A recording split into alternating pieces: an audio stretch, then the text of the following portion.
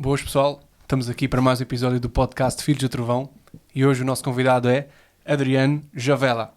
O Adriano é angolano, é evangelista e missionário e tem muitas histórias para nos contar hoje, por isso é que é o nosso convidado. Mas antes de começarmos este episódio, queria só deixar aqui a menção, pessoal, sigam-nos nas nossas redes sociais, no YouTube, no Instagram, TikTok e partilhem com os vossos amigos e família. Uma boa conversa a todos.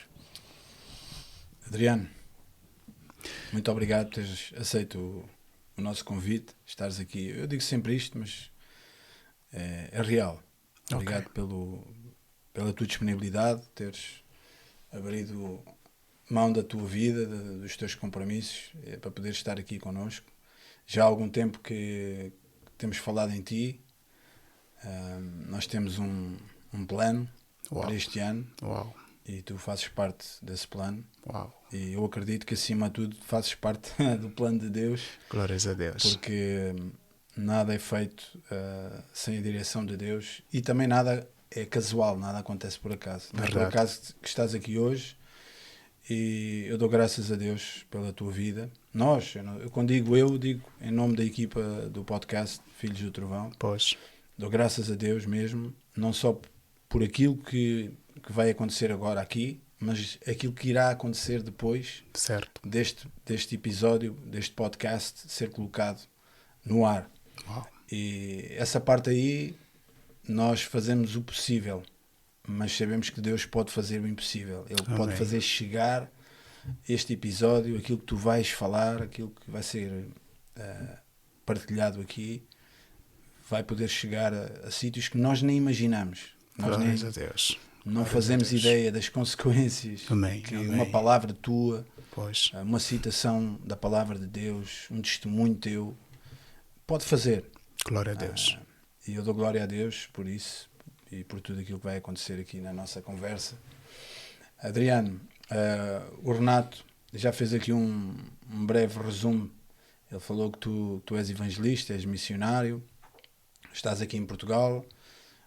Mas eu sei que tu já falámos em outras alturas. Tive o prazer de conhecer e também de estarmos juntos numa saída evangelística. Certo. E graças a Deus por isso, por te ter conhecido. Mas partilha um pouco mais, em primeiro lugar, se puderes, o passado, ok? Os sítios onde tu passaste, assim, de uma forma resumida, e depois aquilo que Deus tem colocado no teu coração com relação a Portugal e glórias a Deus. Possa ser. Para já eu agradeço, não é?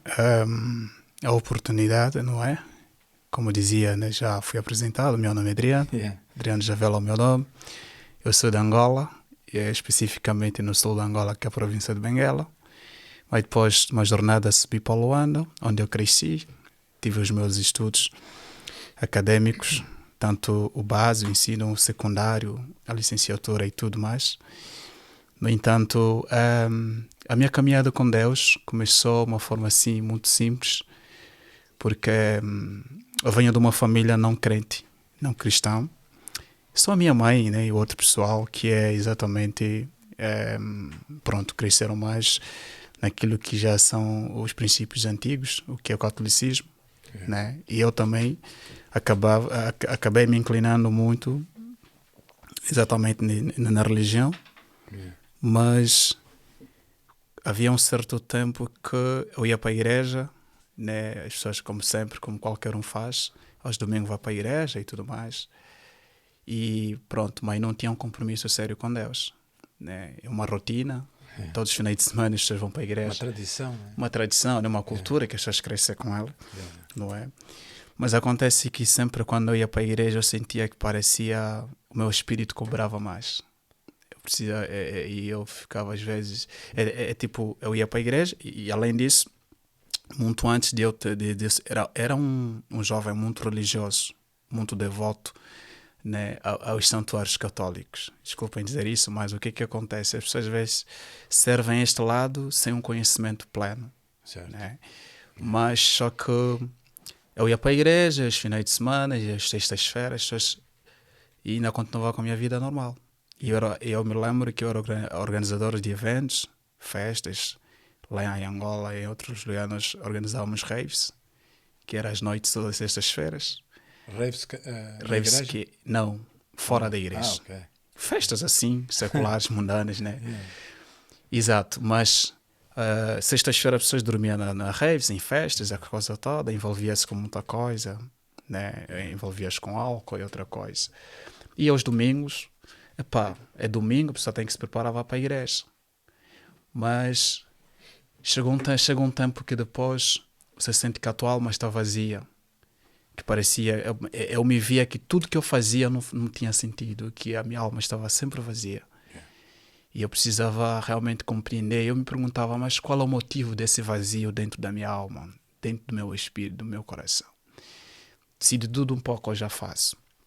Então, houve um momento que eu depois tive que refletir. Uma dessas vezes que nós organizamos uma festa. E nessa noite apareceu um jovem na madrugada, eram por volta das 2, 3 horas. Um jovem assim com a Bíblia e entrou naquela festa. E ele foi diretamente no pessoal do som.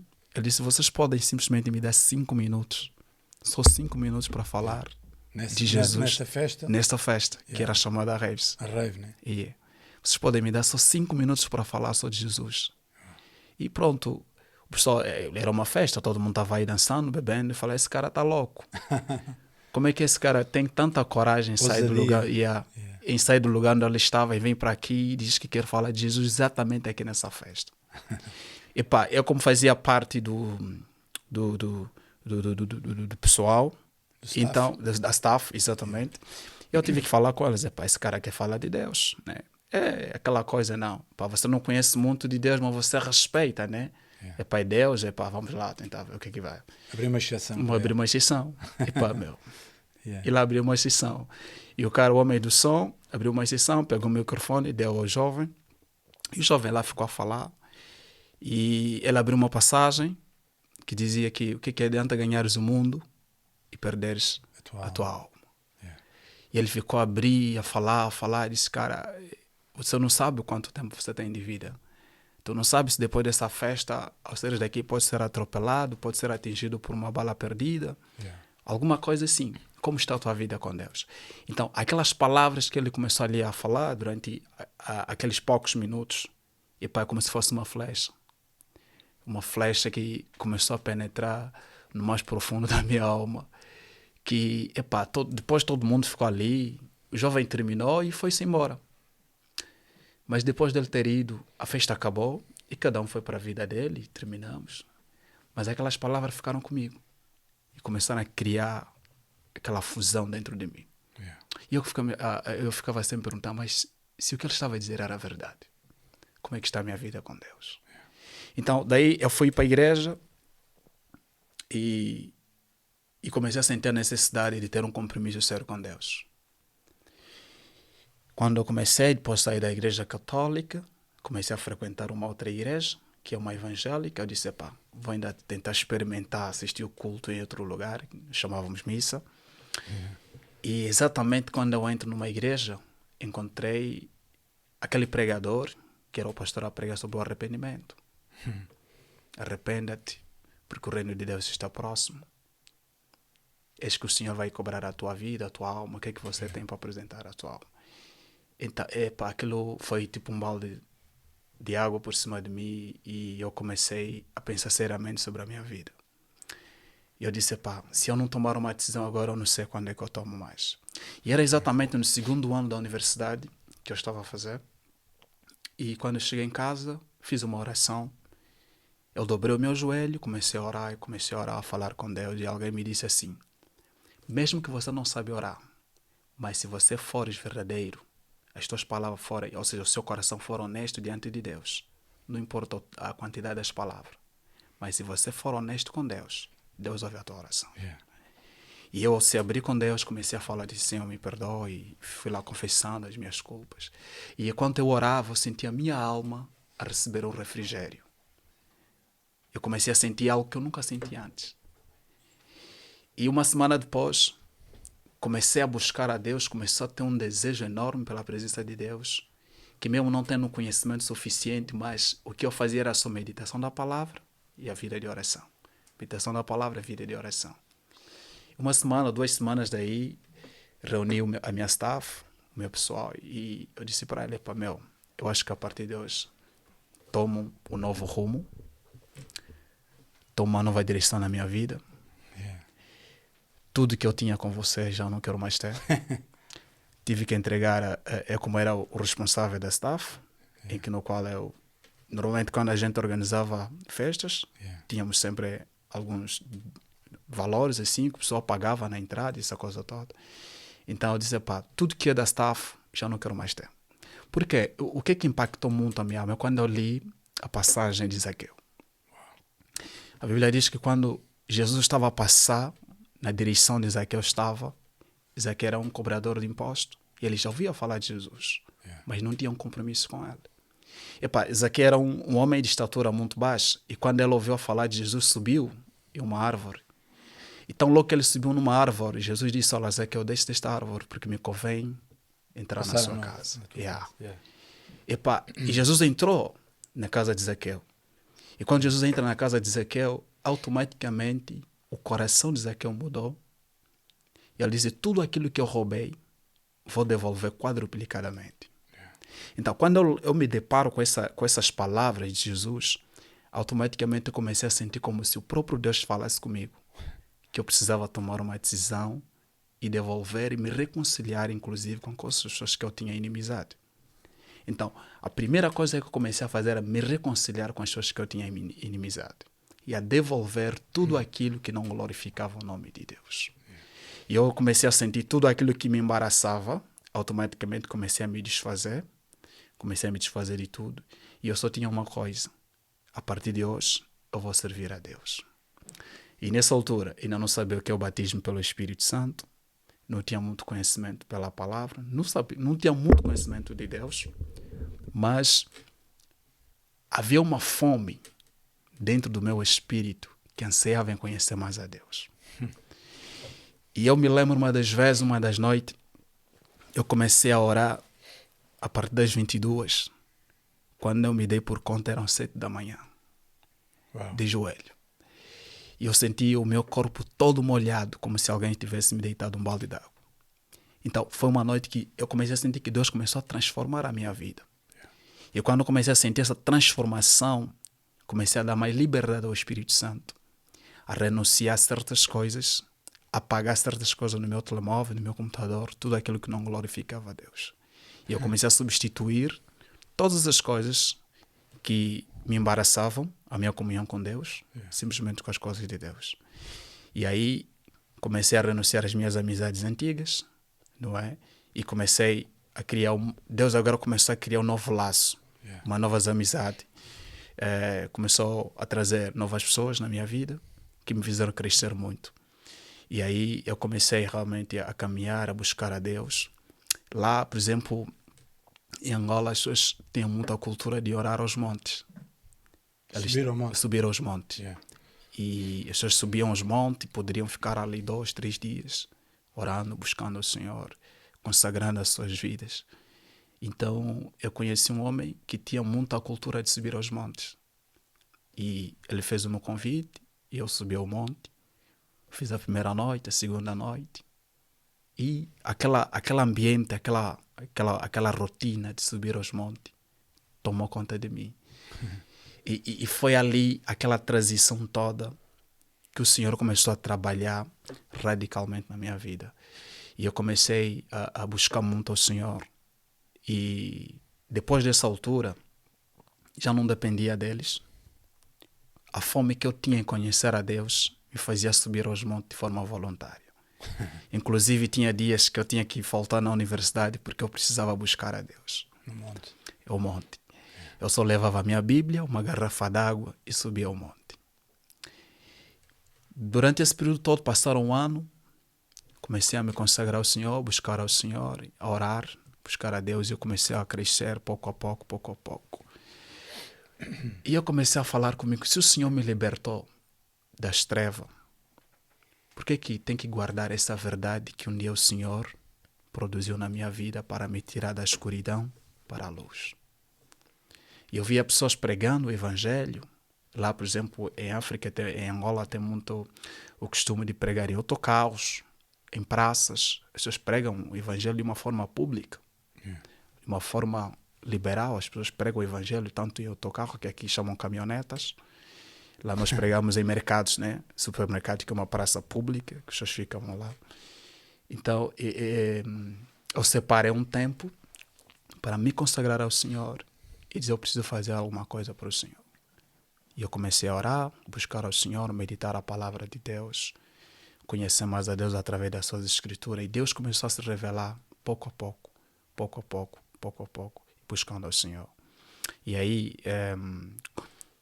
quando faço exatamente esse período de uma semana no monte, de oração e jejum, comecei a sentir o meu espírito fortalecido, muito mais próximo de Deus. E eu comecei a pregar o evangelho na universidade. Reuni os meus colegas depois das aulas, pedi aos colegas para não sair e comecei a pregar o evangelho. E as pessoas começaram a ser tocadas, pouco a pouco. E eu não parei, continuei. Mas é que eu, como não tinha muito conhecimento, eu precisava saber do que realmente Deus estava me chamando para fazer.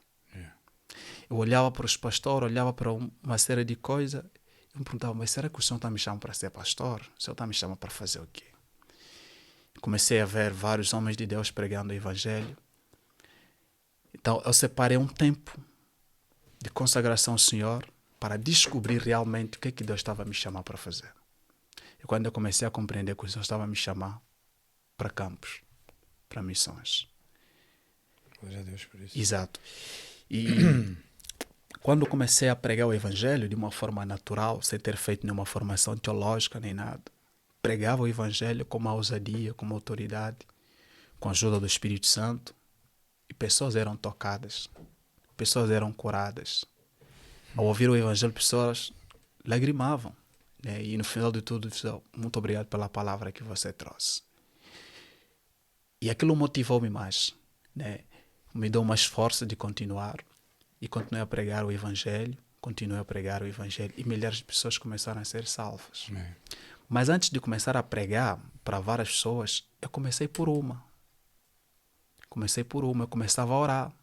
Eu subia ao monte e orava: a Deus, tal como o Senhor me transformou, usa a minha vida também para tocar outras pessoas.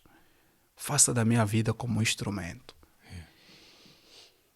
E sempre que eu saía aos campos, o que era mais? É que quando Deus abre os teus olhos, você já não se importa com mais nada. Você não quer saber de mais nada, a não ser o próprio Deus, e agradar o próprio Deus. E daí continuei com a jornada, caminhando. Os anos foram passando e eu comecei a me firmar ao Senhor e comecei a pregar o evangelho a partir de Angola, exatamente na província de Luanda. Pregava de Luanda, exatamente. Pregava em Luanda, pregava em alguns lugares. Mas depois comecei a sentir a necessidade de começar a viajar em outras províncias, que aqui chamavam de distrito. Saia de Luanda, ia para Benguela. Saia de Benguela, ia para o Huambo. Saia do Huambo, ia para o Quando-Cubango, algumas províncias de Angola. Percebeste? As províncias. Então, e aí... Mas eu trabalhava, sempre trabalhei dessa forma, como uma ponte, né? Todas as pessoas que a gente ganhava fora da igreja, trabalhávamos junto em concílio com uma igreja local. Então todas as pessoas que eram ganhas eram entregues a uma certa igreja, eram cuidadas por aquela igreja local e cuidadas por discipuladas ali. Exatamente, para isso serem acompanhadas. Esse papel é importante também. Pois. Desculpa-me só interromper a tua linha Sim. de pensamento, mas tu falaste em duas coisas que me chamou. Deixa-me só aqui ajustar o micro, Ok. porque ele está a fugir e a gente vai prendê-lo, não é? E tu falaste num assunto que muitas vezes, ou não é referido muitas vezes, e eu acho que é importante esclarecer isso.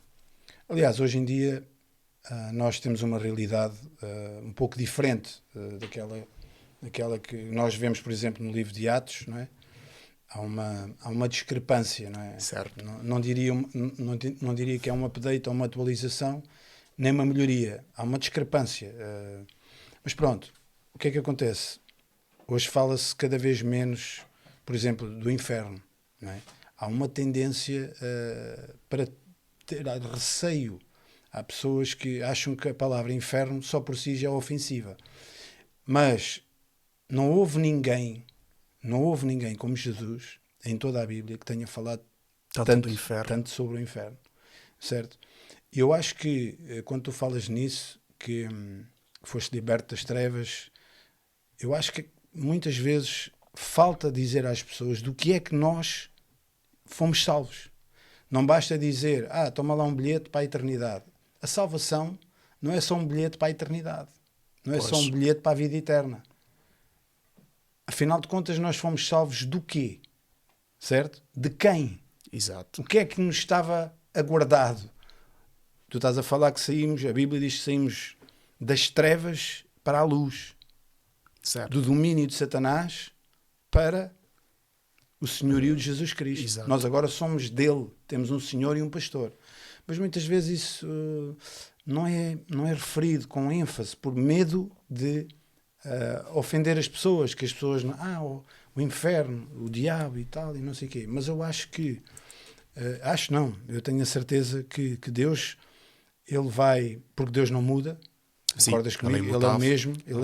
Sim, se Jesus estivesse aqui hoje, ele ia exatamente falar as mesmas coisas, não é? Exato. E não há tempo para nós, também não é esse o assunto, mas quando nós temos consciência daquilo que nós fomos,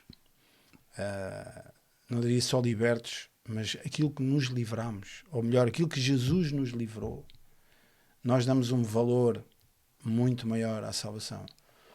E tu falaste também noutra coisa muito importante e que também às vezes não é bem entendido nas igrejas. Que é, fala-se muito dos pastores, qualquer pessoa é pastor, olham para ti e tu estás a falar e dizem, Senhor, o que é que eu vou ser? Exato. Mostra-me o que é que tu queres que eu faça, quem é que eu sou em ti, não é? Mas normalmente o que é que as pessoas metem? Quando vem alguém a pregar, pastor. Pois. Não é? Pastor. E às vezes o dom, digamos assim, ou o ministério do evangelista fica esquecido. Fica um bocado esquecido. Fica de parte. Evangelista, então, mas hoje em dia toda a gente quer ser apóstolo. Não é? Quer ser profeta. Profetas, apóstolos, destaque.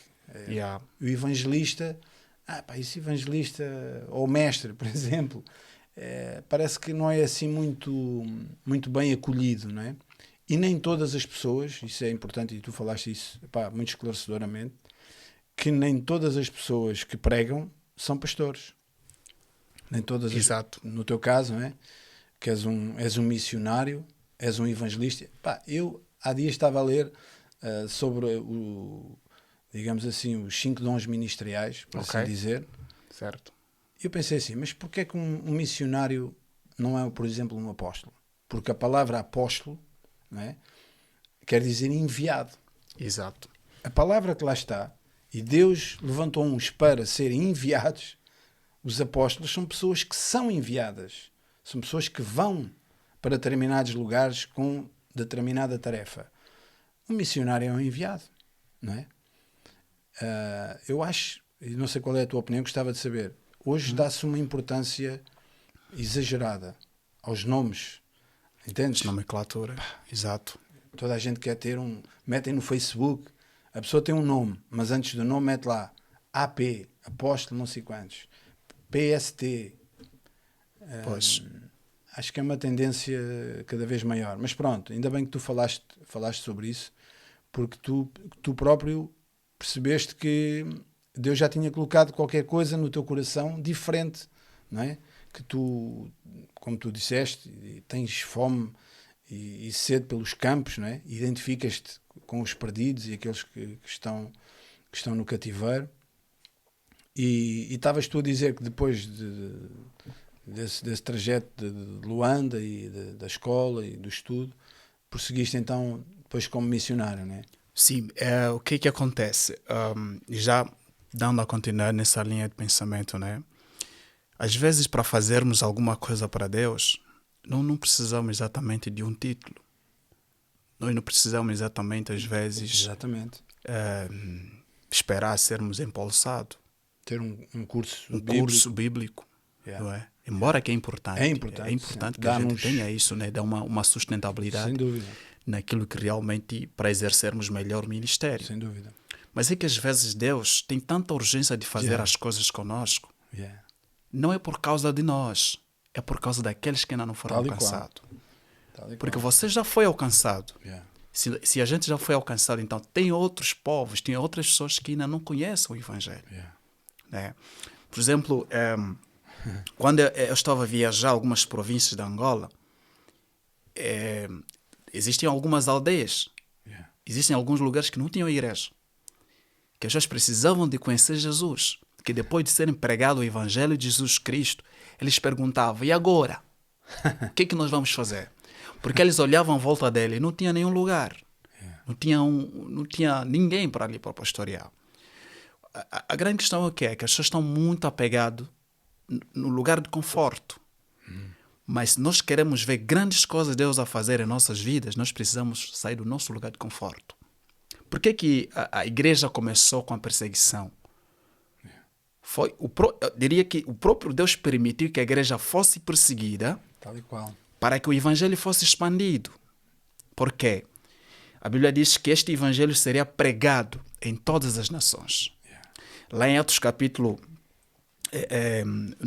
lá em Atos capítulo 8, nós vimos quando Estevão, ou seja, várias pessoas se espalharam na perseguição da igreja, várias pessoas se espalharam, e a Bíblia diz que aonde Estevão ia, onde os discípulos desciam ou iam, pregavam o evangelho. E várias pessoas eram alcançadas. Significa o quê? Nós não precisamos de título para pregar o evangelho. Eu tenho que esperar ser pastor, tenho que esperar ser um profeta, tenho que esperar ser um apóstolo, tenho que esperar ser alguma coisa, uma imposição de mão, e Deus vai me usar. Não. Deus está à procura de pessoas que se colocam na brecha, que se colocam na disposição, que se colocam disponíveis para ser um instrumento. Sem dúvida. E quando Paulo, lá em Atos capítulo 9, quando Paulo estava a realizar uma viagem para embarcar a Damasco, Paulo já tinha os seus princípios, já tinha as suas teorias. Né? Ele era fariseu, era um homem que realmente tinha muito conhecimento. Mas era necessário com que uma intervenção divina quebrasse as convicções que Paulo tinha. Então, quando Paulo estava aí para Damasco, a Bíblia diz que uma luz raiou sobre ele, ele caiu do seu cavalo e uma voz desceu do céu e gritou, Saulo, Saulo, por que tu me persegues? Quando ele pergunta, quem és tu? Ele respondeu, sou Jesus a quem tu respondes. Paulo nem tinha ideia do que ele seria. Mas quando Paulo esteve ali 3 dias, sem ver, sem comer, sem beber, Deus visita um homem chamado Ananias e disse, vá até a rua direita, lá o meu servo. Há lá um homem chamado Saulo de Tarso, que ele agora será o meu instrumento. Né? Então o que acontece? Quando as pessoas têm um encontro verdadeiro com Deus, eles entendem a necessidade urgente de agradar o coração de Deus. O desejo do coração de Deus é a salvação de pessoas perdidas. O desejo do coração de Deus é a salvação de almas. Sem dúvida. É por isso que a Bíblia diz que Jesus veio para os céus, mas os céus o negaram. Mas todos aqueles que o aceitaram, deu-lhes o poder de se tornarem filhos de Deus. Em João capítulo 1, versículo 12. Então, é através de Jesus que nós temos aliança com Deus. Não é através de líderes. Não é através de homens. É através de Jesus. O único caminho que nos leva até o Pai é Jesus. E ainda em João 10, verso, ele fala que eu sou a porta. Todo aquele que entrar nesta porta achará pastagem. Então, Jesus é a porta. E a única coisa que às vezes nós, quando vamos a campos missionários, eu me lembro quando eu estava, depois, quando estava já a terminar a minha jornada em Angola, o Senhor começou a abrir outras portas. Eu me lembro quando eu estava na Namíbia, uma das províncias da Namíbia, chamada Rundo, próximo a Windhoek. Fomos a uma zona, pregar o evangelho de casa em casa.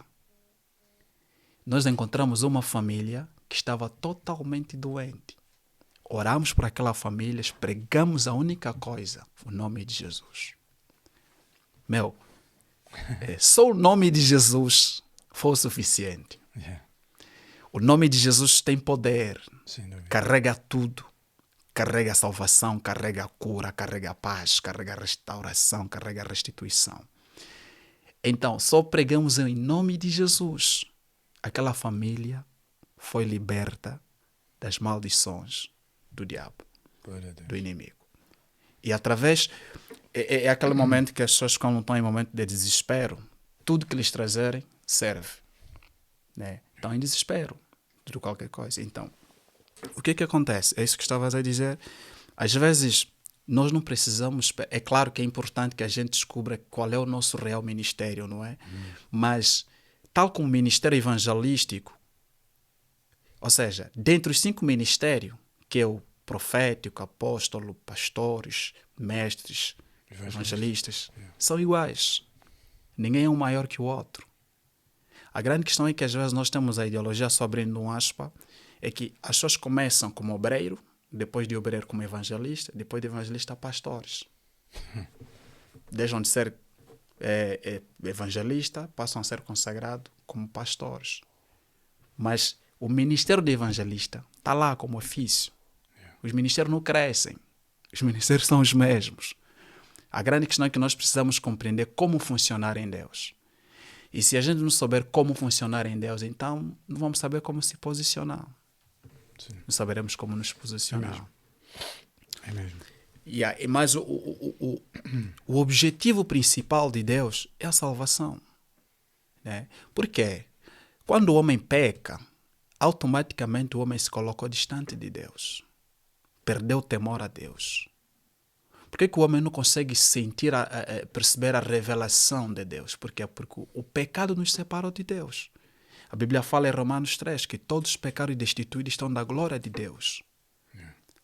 O primeiro Adão que Deus lhe confiou, ele abriu mão do plano que Deus tinha com ele, automaticamente deu ao inimigo, que é o diabo. O inimigo tomou aquilo, mas era necessário que Deus restituísse isso através do seu filho, que era um homem sem mácula, sem pecado, sem nada. Então, é através disso que a gente precisa compreender que há uma grande urgência que as pessoas precisam ouvir o Evangelho. Porque o inferno é real. A Bíblia fala em Salmos 9 que todos aqueles que se esquecem de Deus serão lançados no lago de enxofre. Né? E hoje nós vivemos uma consciência, vivemos uma vida como se isso não existisse. O inferno é tão real, mais do que o nosso vestuário que nós colocamos no corpo. Assim como existe a noite e o dia, também existe as trevas e a luz. Existe o céu e o inferno. O propósito de Deus é que as pessoas venham ao conhecimento da verdade e sejam salvos. Esse é o propósito de Deus.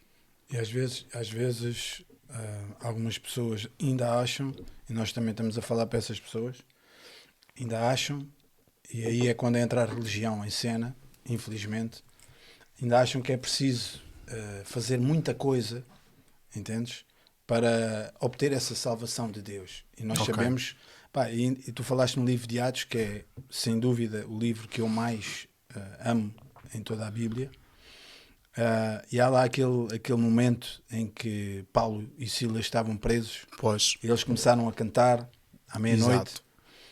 E está lá um carcereiro, certo? Ele vê aquele livramento, não é? Em Atos 16. E ele imagina aquilo tudo a acontecer, a terra a tremer, tudo, ele a ver a mão de Deus naquele lugar, e ele só pergunta: o que é que eu tenho que fazer para ser salvo? E o apóstolo Paulo disse aquilo que era a receita para ser salvo. E possivelmente pessoas hoje estão a ouvir o que tu estás a dizer e perguntam elas próprias: o que é que eu tenho que fazer então para ser salvo, para ser liberto da maldição, liberto do inferno? E o apóstolo Paulo respondeu: crê no Senhor Jesus Cristo e tu serás salvo. Tu e a tua casa. Tu e a tua casa serão salvos. Ou seja, ele não disse: tens que ir fazer uma promessa não sei aonde, tens que fazer cursos não sei aonde, tens que falar... Não, crê no Senhor Jesus e serás salvo. É o suficiente. Não vale a pena estarmos aqui com muita coisa Pois. para além disso. É o suficiente. Como tu disseste, desculpa interromper, sim. o nome de Jesus é suficiente. É suficiente. É o suficiente, não é preciso mais nada. Yeah. Glória a Deus por isso. Jesus, eu acho que Jesus, todo homem que quando se encontra com Cristo, não se torna a mesma pessoa. É que não importa. A grande questão é que as pessoas dão mais ênfase, dão mais credibilidade. Por exemplo, imaginemos, encontramos um homem a praticar magia nas ruas. Uma vez eu encontrei um homem a praticar magia aqui na linha de Sintra, em Monte Abraão. O pessoal estava ali todo rodeado à volta dele. Fazia ali um espetáculo que atraía todo mundo. E eu fico a me perguntar assim, como tantas pessoas podem ser atraídas por uma coisa tão banal? Mas se a gente chegarmos ali e começarmos a anunciar o Evangelho tal como Paulo fazia, as pessoas podem até, no primeiro momento, ter uma contraposição, ou seja, uma contra-vontade. Mas a alma dessa pessoa, o espírito dessa pessoa, anseia por Deus. Só que há um princípio que Paulo escreveu em 2 Coríntios 4:4, diz que o Deus deste século cegou o entendimento do homem para que não lhe seja revelada a luz do Evangelho. O Evangelho é o poder para libertar todo o homem, qualquer um. Então, quando há um homem de Deus que disse, que escreveu um dos livros, acho que é o Reinhard Bonk, ele disse que quando você não prega o Evangelho, você está guardando o medicamento do pecador. Você está guardando o medicamento do pecador. Não precisamos amassagear as pessoas, nós precisamos pregar o Evangelho. Nós não precisamos passar a mão nas cabeças, precisamos pregar o Evangelho. Se o Evangelho for pregado de forma genuína, simples, o poder de Deus se manifesta. Sem dúvida. Por quê? Porque Deus vela pela sua palavra. Ele dizia, Reinhard Bonk tinha uma outra frase que eu gostava muito. Aliás, várias. Ele dizia que se levantaram muitas pessoas que dizem que são defensores do Evangelho. E ele dizia assim, o Evangelho não precisa de ser defendido. Certo. O Evangelho precisa de ser pregado. Ele dizia assim, como é que tu defendes um leão numa jaula? Tu não precisas defender um leão. Tu só tens que abrir a jaula, meu. Exato. E o leão faz o que tem para fazer. Pois. E o Evangelho é a mesma coisa. Há pessoas, eu sou um defensor disto. Ok, nós honramos a Deus e tudo certo. Mas o pregar, o que tu estás a dizer, o pregar o Evangelho às pessoas é o suficiente. É o que é preciso ser feito. E como tu disseste, estou 100%, mais que 100% de acordo contigo. Meu.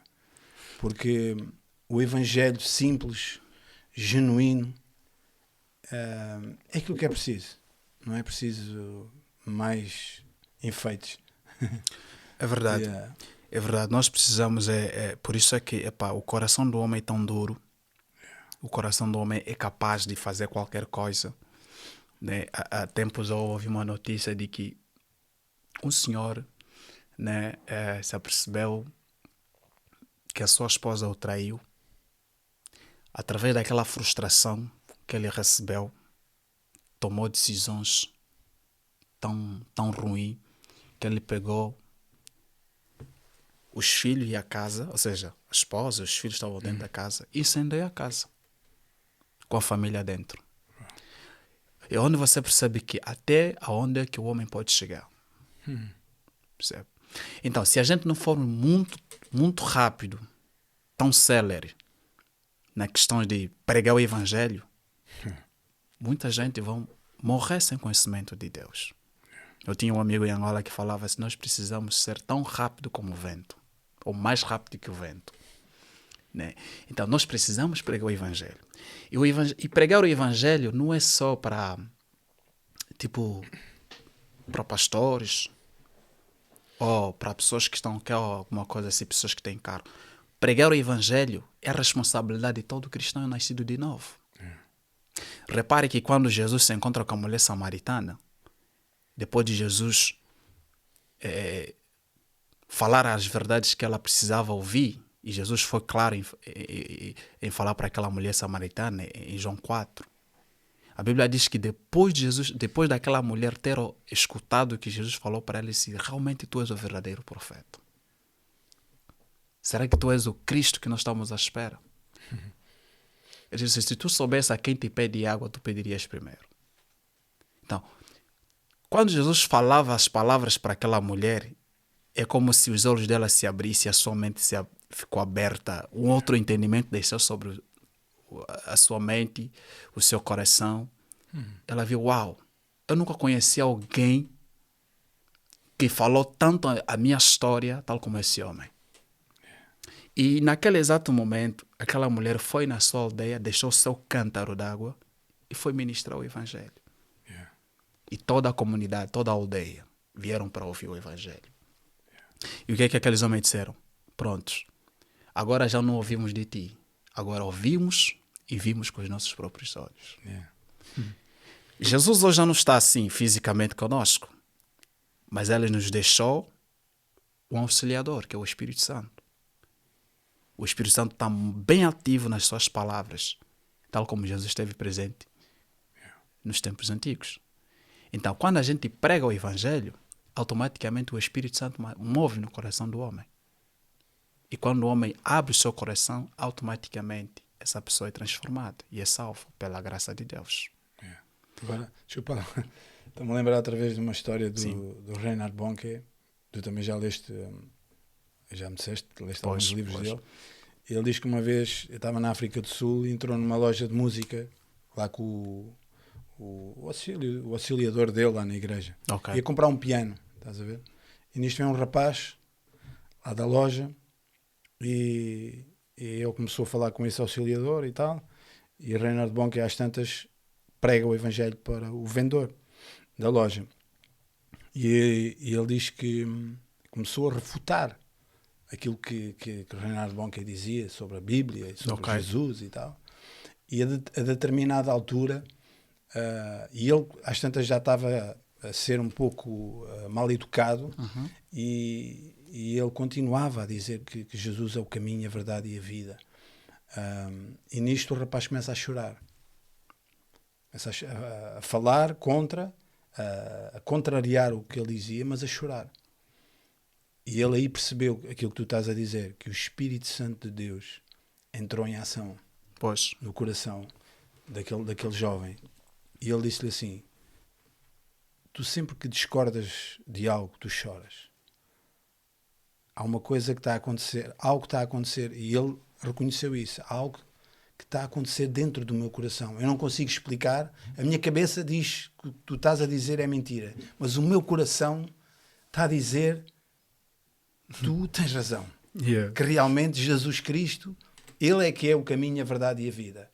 E depois ele sempre dizia isso, que Jesus Cristo está vivo, meu.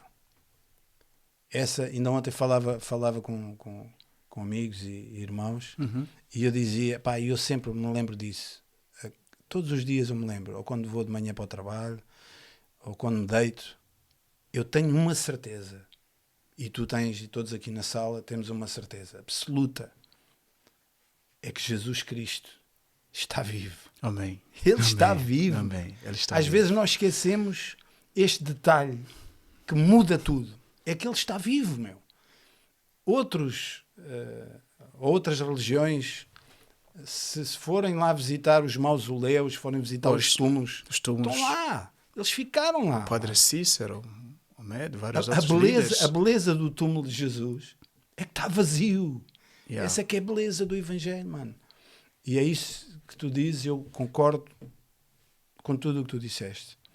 O mais importante para Deus, realmente, é a salvação das pessoas. Foi para isso que ele enviou Jesus. Para salvar as pessoas. Pois. Né? De uma condenação. Eu estou a falar isto contigo porque eu há uns tempos, uma semana ou duas atrás, vi um vídeo sobre alguém que teve uma visão do inferno. Ele teve 23 minutos no inferno. Uau. Deus mostrou-lhe. Claro, eu não vou aqui descrever o que ele viu, certo, mas Ele até escreveu um livro sobre isso, com muito sucesso nos Estados Unidos. 23 minutos no inferno. Uau. Epá, e acredita que se tu ouvis as palavras daquele homem, tu vais ficar impressionado. E ele diz, é como tu disseste, é tão real, o inferno é tão real como o céu. O inferno é tão real como a roupa que nós temos vestida. E se nós, porque é que ele, e faz todo o sentido, porque é que Jesus fez questão de falar tanto no inferno? Não é? Ele até, há uma certa passagem, agora não sei o capítulo, mas que ele fala, melhor será que tu entres no inferno só com um olho, Pois. ou melhor, que entres no céu, perdão, só com um olho, do que vais para o inferno com os dois. Pá, e quando eu leio aquela passagem, eu pergunto-me assim, mas será que é literal? Será que é literal? Nós achamos que não. Mas Jesus está-nos a dizer o quê? Mano, imagina, lembram-se daquele tsunami que houve na Ásia, há uns tempos. Ok. Indonésia. Lembram-se que Sim, matou sim. milhares de pessoas. Pois. Não é? Se aquelas pessoas soubessem, porque o tsunami ou o maremoto aconteceu de noite, então o mar, aquelas ondas avassaladoras, ondas de quase 30 metros, que entraram para a terra, elas vieram durante a noite. Eles não sabiam o que vinha a caminho. Mas se aquelas pessoas pudessem ter sido avisadas daquela onda gigante que vinha a caminho da terra, certamente muitas vidas se salvariam. E quando Jesus está a falar no inferno e nas consequências de alguém partir desta vida, porque todos nós vamos partir dela, ninguém vai ficar cá, né? Nós agora vemos aquelas fotos, a malta mete lá Rest in Peace, Ok. e tal. Descansa em paz. Mas um dia é a nossa fotografia. Pois. Um dia é a nossa foto que vai aparecer, se não houver Facebook, vai aparecer Com lá. essas frases. Fica em paz. Pois. Era tão... Então, Jesus falou porquê? Falou para nos... Porque Ele nos ama. Porque Ele ama o homem. Ele nos avisa do perigo do inferno. Não é? Amém. Eu não estou aqui para pregar sobre isso, mas se nós, por exemplo, lembrarmos a história do rico e do Lázaro... E do Lázaro. Não é? Há muitas pessoas, é uma parábola. Não é uma parábola. É uma história, real. E aconteceu, porque Jesus não dava nomes das pessoas nas parábolas. Exato. Mas ele aqui dá nomes. Ele fala em Abraão, ele fala no rico, fala no Lázaro. Exato. Que estavam em dois lugares distintos. E existiram-se duas pessoas. Sim. E eles existiram. Então, se Jesus, que é aquele que nós sabemos, o rei do amor, o príncipe da paz, se ele nos alertou, se ele nos avisou tanto, ele falou tanto, que nós fôssemos livres dessa tão grande condenação, a urgência em pregar o Evangelho é como tu dizes, como é que dizia o teu amigo? Mais rápido que o vento. Mais rápido que o vento. Meu, Tem que ser. Tem que ser, porque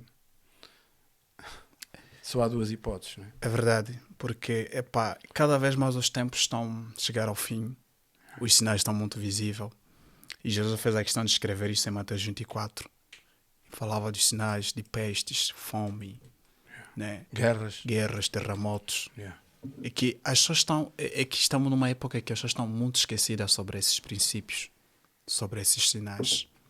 Ele ainda falou que isso não é o fim, isso é só o princípio das dores. Né? Então, eu acho que, principalmente, não é, naquilo que às vezes eu tenho constatado aqui na Europa, há uma frieza muito grande espiritual. Há uma frieza. Talvez seja a necessidade que Deus esteja a trazer algumas pessoas de certos lugares diferentes para este lugar, que é para despertar as pessoas, despertar o mundo. E a grande questão é que até os próprios pregadores, as próprias pessoas que pregam o Evangelho, têm que ter a consciência de quem elas são em Deus. Porque quando nós perdemos a consciência, nós também entramos na mesma onda. Nós entramos nesse mesmo percurso, nesse conformismo, nesse secularismo das coisas. O nosso alvo não é só conquistar as coisas materiais. É importante que o homem viva bem. que a Bíblia diz que do seu suor comerás o teu pai. É importante comer bem. Mas além disso, nós temos uma pátria celestial. Nós temos uma responsabilidade. Paulo fala aqui, a nossa casa é o céu. Né? Há um lugar que está à nossa espera. Sem dúvida. E se nós não pregarmos o Evangelho com a máxima urgência, milhares de pessoas vão morrendo. E às vezes não nos esquecemos daquela passagem que fala, se veres o teu irmão, ou seja, se você tem a possibilidade de pregar para alguém e você não prega, e aquele homem morrer, o sangue dessa pessoa te será cobrado. Jeremias, né? Jeremias. Yeah. O sangue daquela pessoa te será cobrado a ti. Por quê? Porque você conhece a verdade. Yeah. Você não quis partilhar essa verdade. E outra coisa que às vezes faz as pessoas se restringirem de pregar o Evangelho é sobre a sua reputação. Yeah. Como as pessoas vão me olhar? Como é que eu vou ser aceito nessa sociedade, nessa comunidade? Yeah. No trabalho. No trabalho. Yeah. O que é que o meu chefe vai pensar de mim? O que é que ele vai pensar de mim? Yeah. Se eu for expulso por causa de Jesus? Cara, tem muita gente que morreram por causa do Evangelho. Yeah. Os mártires deram a sua vida por causa do Evangelho. Jesus falou que aquele que se envergonhar de mim, eu também me envergonharei dele diante de meu Pai. Yeah. Então, eu acho que esses princípios, esses obstáculos que há na nossa mente, precisa ser quebrado. Que Jesus é que tem que ser evidenciado, não nós, não a nossa reputação, não a nossa imagem. Yeah. O homem que nasceu de novo já não se importa com a sua vida. O que importa é que Jesus deve ser glorificado em todo lugar. Né? E em todo lugar onde eu vou, quando eu chego num determinado lugar, quer país, por exemplo, estava algum tempo atrás de estar aqui em Lisboa, eu estava na Zâmbia, ali em Lusaka. Nós estávamos a pregar o Evangelho em um campo aberto. E as autoridades chegaram até ali. Eles interromperam aquele momento e perguntaram: quem vos autorizou a vir pregar aqui, ou seja, dar o vosso sermão? Quem vos autorizou a chegar até aqui para pregar ou dar o vosso sermão? Vocês são políticos? São de que partido? Então, nós fomos arrastados até a um lugar um pouco mais a sós, nos tiraram dali e começaram a conversar. Eu disse: não, senhor, nós não somos políticos e também não estamos a criar deturpação na sociedade. Apenas só estamos a trazer um recado de que Jesus está vivo e quer salvar as vossas vidas. E depois começamos ali a conversar e há sempre alguém que fica fora de si, né? Que é dominado pela influência do mal, que quer prender, queria fazer certas coisas, mas como Deus é tão bom, o próprio chefe mandou acalmar os outros colegas e disse: vamos ouvir esse jovem. E lá começaram a ouvir. 10 minutos tive o privilégio de pregar o Evangelho para aqueles policiais. O Senhor alcançou aqueles homens. Eles perguntariam: onde é que vocês culturam? De onde vocês são? Viu? Então, às vezes o inimigo tenta nos amedrontar para não darmos um passo em frente. Mas quando você toma uma determinação e seja ousado, Deus é contigo. A Bíblia fala que ninguém confiou no Senhor foi envergonhado. Epá, agora fizeste-me lembrar, desculpa estar a interromper, fizeste-me lembrar aquela história do Gadareno. Eu lembro sempre dessa história. Ok. Porque aquilo é uma sequência, não é? Quando Jesus vai a caminho daquele lugar, está lá aquele homem possuído, não é? Que tinha uma legião de demónios, há uma tempestade. Ou seja, quando Jesus mete o pé na terra, quando Jesus desembarca ali, o que é que acontece imediatamente? O demónio se manifesta. Aliás, até uma coisa bastante curiosa. O demónio consegue mais facilmente identificar quem é Jesus que até os próprios discípulos. Pois. É ou não é?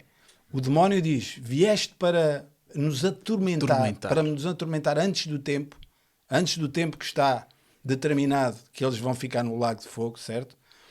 Então ele eles conseguiram ver quem era Jesus. Mas aquilo que tu estás a dizer também já aconteceu comigo e já vai acontecer mais vezes contigo. Estamos preparados para isso. Certo. Que havia uma oposição. Os discípulos, eles não entendiam a tempestade. Ok. Mas o que é que aconteceu naquele lugar? Quando Jesus entrou naquele lugar, ele ia libertar aquele homem. Então o diabo sabia, certamente ele sabia, que Jesus iria ao encontro daquela pessoa. E iria libertar aquela pessoa de uma legião de demónios. Não eram um, não eram dois, era uma legião. Certo? Então ele quis impedir. Coisa fácil, pá, imagina, Adriano, eu imagino às vezes estas coisas. Não está na Bíblia, mas eu imagino. Que o diabo pensou, bem, Jesus está num barco com estes discípulos, pescadores, temerosos. Pá, vou mandar o barco ao fundo. Exato. Não é? Mas claro, isso seria impossível de acontecer. Mas é isso que tu dizes, eu também já experimentei isso. Okay. Às vezes, quando vamos pregar o Evangelho, pode não ser numa praça, pode não ser num lugar público, às vezes até em privado. Pois. Não é? Há sempre, quando tu vais na direção daquele que é suposto ser liberto, há sempre uma oposição. Ou é um amigo, ou é um polícia, ou é uma autoridade ali. Você não pode estar aqui, você não pode falar, e você está mandatado por quem? É? Certo. Quem está por detrás desse... Yeah. Pois. E se a gente fica assustado, amedrontado com isso, nós recuamos. Yeah. Por quê? Porque a nossa carne, a nossa mente em si nos faz pensar, não, se calhar nós estamos a interromper alguma coisa, temos que respeitar as autoridades. Sim, tem que respeitar, mas o importante é você não tropeçar as leis, né? Yeah. Agora, estar ali, conversar assim de forma... Porque aquela consciência, aquele pensamento que nos faz pensar, se você fazeres isso, alguma coisa de errado vai acontecer contigo. Automaticamente isso te faz recuar. Isso faz recuar as pessoas, né? Então, eu acho que, tal como aconteceu quando Jesus subiu ao monte com os seus discípulos, que é Pedro, João, entre outros, acho que uns 3 discípulos, quando ele foi orar, a Bíblia diz que Jesus foi um pouco mais adiante para orar. Pedro, João e Tiago. Exato. Foi um pouco mais adiante para orar. Quando ele voltou para ver os discípulos, encontrou os discípulos no alto sono. Uma cesta. Ele acordou. Voltou novamente para orar. Orou. Voltou novamente, encontrou os homens carregados de sono. Ele disse, nem sequer uma hora você pode orar comigo. O que significa? É que nós estamos muito distraídos.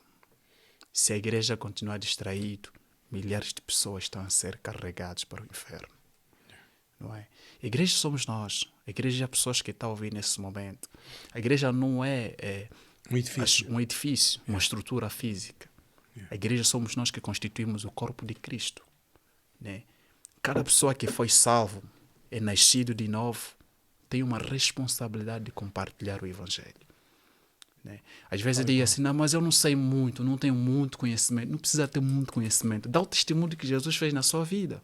O que Jesus fez na sua vida? Como você era antes, como você é agora. As evidências, as pessoas vão ver esse testemunho, vão ver essa visibilidade daquilo que Deus faz na sua vida, do que Deus está fazendo na sua vida. E automaticamente as pessoas vão perceber que vale a pena andar com Cristo.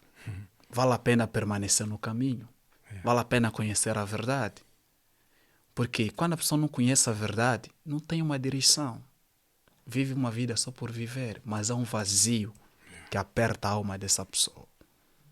Pensamentos de suicídios, visita esse homem. Pensamento de certas coisas ruins, visita esse homem. Então nós precisamos partilhar, pregar o Evangelho. Às vezes, aqui a pessoa é muito corrida, as pessoas aqui estão sempre no corre-corre. Mas quando há aquela oportunidade, uns 5 minutos, 3 minutos, Jesus te ama, compartilha um resumo. Naquele momento pode até não surgir efeito, mas o Espírito Santo, o Espírito Santo é tão especialista em cuidar das coisas. Gostei dessa expressão. É tão especialista. É o melhor especialista. É o melhor especialista, não somos nós que convencemos as pessoas. Sem dúvida. E o Espírito Santo não é uma boa retórica, não é o falar bem ou falar ruim. Está bem vestido. Está bem vestido. É o Espírito Santo que convence as pessoas. Né? Por isso é que nós precisamos confiar no Espírito Santo. E Jesus sabia disso, que nós precisávamos do Espírito Santo para cumprir essa grande comissão. Então, eu acho que isso é algo muito interessante que as pessoas precisamos acordar. Precisamos despertar a igreja. A igreja precisa acordar, a igreja precisa despertar. Nós não estamos só simplesmente para ter fundos imundos. Tudo isso fica. Fica cá tudo. Mas precisamos realmente... A Bíblia fala que cada um será recompensado por aquilo que ele fez. Então, o que é que nós estamos a fazer para que um dia o Senhor chegue e diga assim: servo bom e fiel, assenta-te à minha direita. Então, isso é o que nós precisamos realmente pensar. É como aquela passagem de um homem que tinha riquezas e resolveu ampliar os celeiros, né? Vou aumentar os meus celeiros para ter lá todas as... E Deus diz: louco, tu és louco, meu. Tu és louco, meu. Hoje vão-te pedir a tua alma. O que tu tens... Aliás, é o que tu estás a dizer. O que nós temos vai cá ficar. E não é só vai cá ficar. Outros vão usar. E já não será você. Já não és tu. Percebe? Nem eu. Alguém irá usar. Então é o que tu dizes, mano. Concordo com tudo o que tu disseste. Amém. Nada é nosso. É verdade. Nada é nosso, mano. Nada é nosso. Verdade. E às vezes damos um valor exagerado nas coisas que nós achamos que são nossas. Que não são. Não são mesmo. É como aquele exemplo de Marta e Maria. Exato. Não é? Que uma estava atarefada preocupada. E uma sentou-se aos pés de Jesus. E a outra atarefada: mestre, então eu estou aqui a fazer tudo e a minha irmã está aí a ouvir o teu sermão. E ele disse: Marta, só uma coisa é importante, Marta. E é assim que muitas vezes... Ela escolheu a boa parte. Ela escolheu a boa parte. Mas não quer dizer que o que ela estava a fazer não era do interesse de Jesus. Exatamente. Mas não era o mais importante. Tal e qual. Pois. É isso então, mesmo. ali é que entendermos a prioridade e o necessário, né? Exatamente. Então, eu acho que a passagem de Mateus 6:33, que diz que primeiro buscai o reino dos céus e a sua justiça, que o resto vos será dado por acréscimo, ainda precisa continuar, ou seja, que emana nos nossos corações, de que o reino dos céus deve estar em primeiro lugar. A vontade de Jesus deve estar em primeiro lugar. Né? Então, eu acho que esse pensamento deve realmente cobrir a nossa mente e dizer que nós precisamos agradar o coração de Deus. Nós precisamos agradar o coração de Deus. Nós somos um instrumento. Somos um instrumento. E como instrumento, precisamos buscar ao Senhor, precisamos ser lapidados, precisamos nos colocar na vontade de Deus, para que o Senhor nos ajude, né? A não enfraquecer, a se manter cada vez mais forte, a se manter em pé, né? Aquilo que a Bíblia fala, que quem está em pé, cuida-se para que não caia. Né? Sim, então, quem está em pé, fica em pé, continua em pé, para que realmente o nome de Cristo seja glorificado através dele.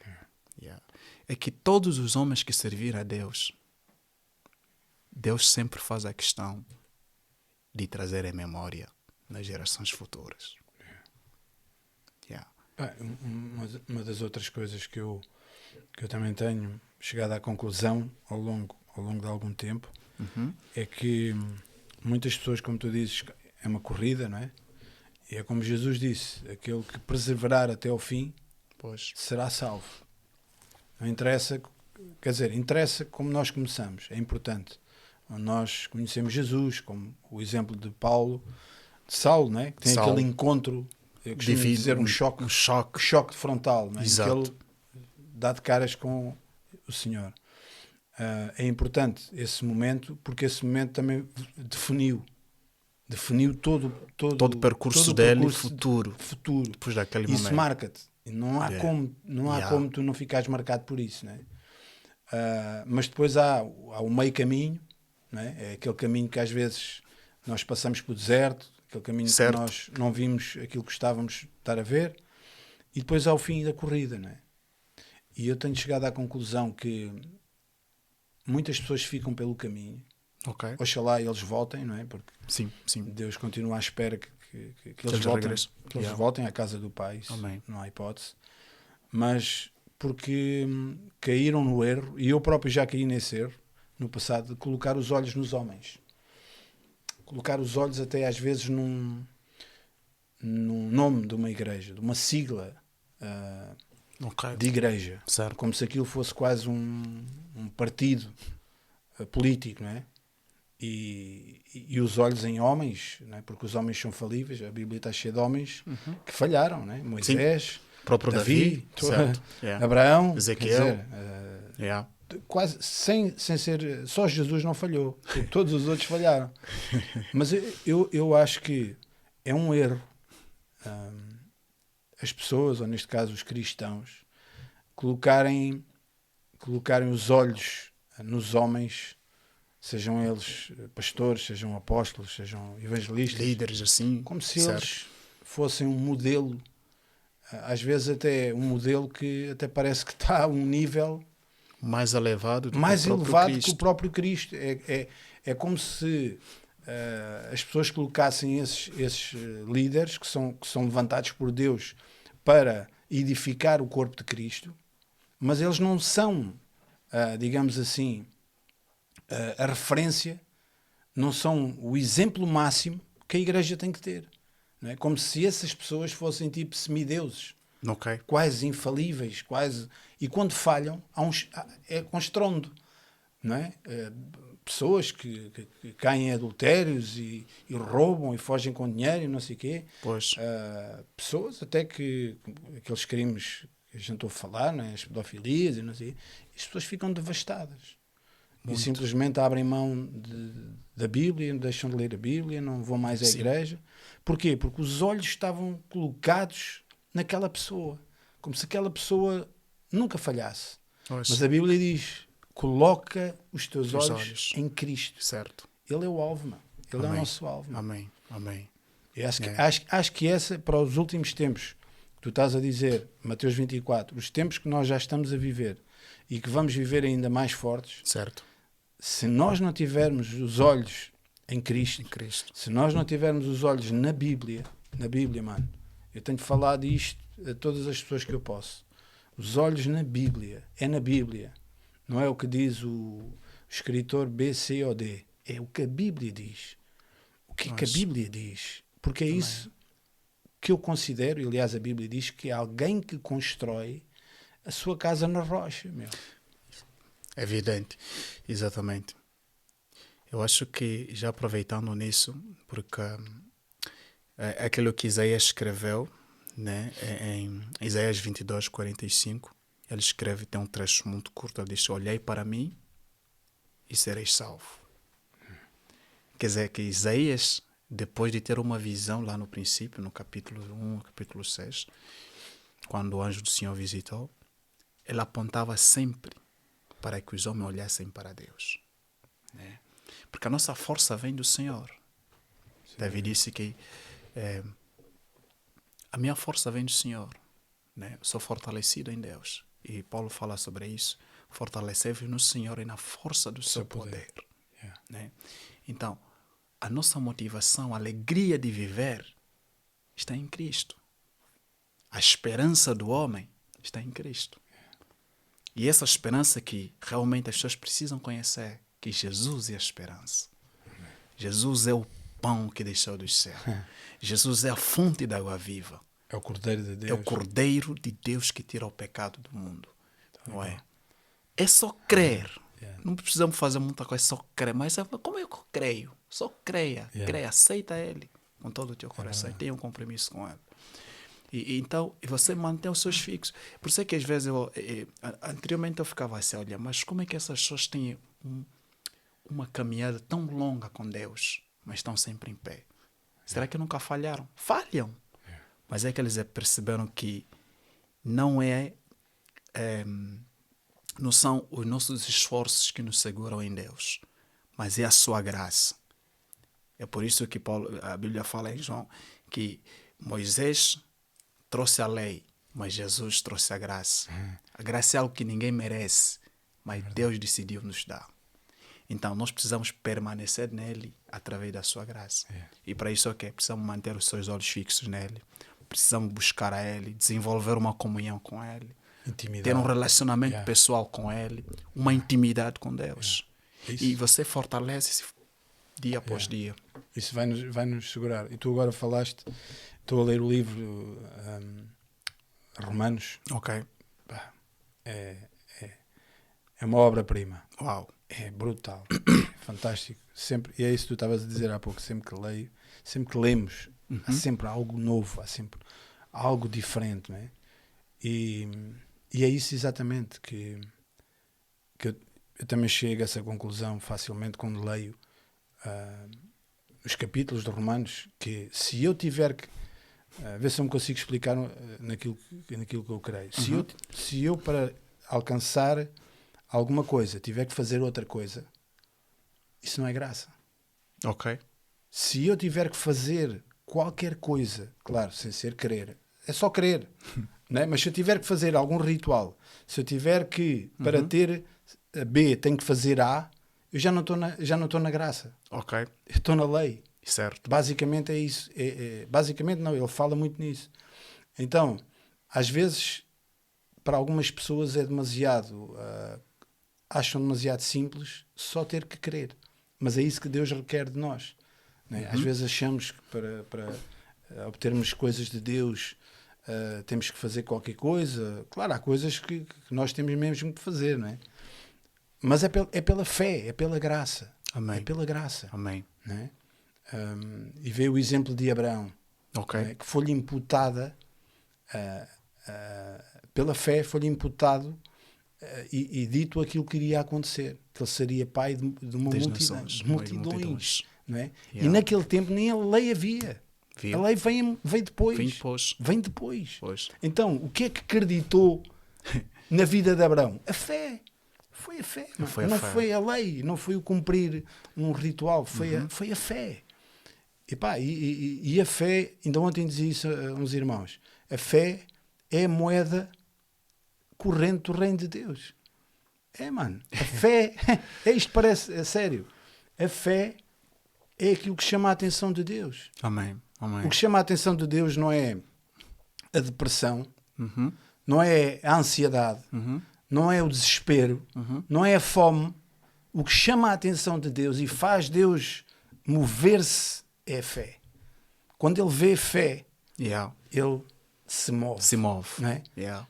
Uma pessoa pode estar sujeita a uma grande opressão e muitas sofrem a opressão do inimigo. Ok. Mas se aquela pessoa não tiver fé, Deus não a encontra nela.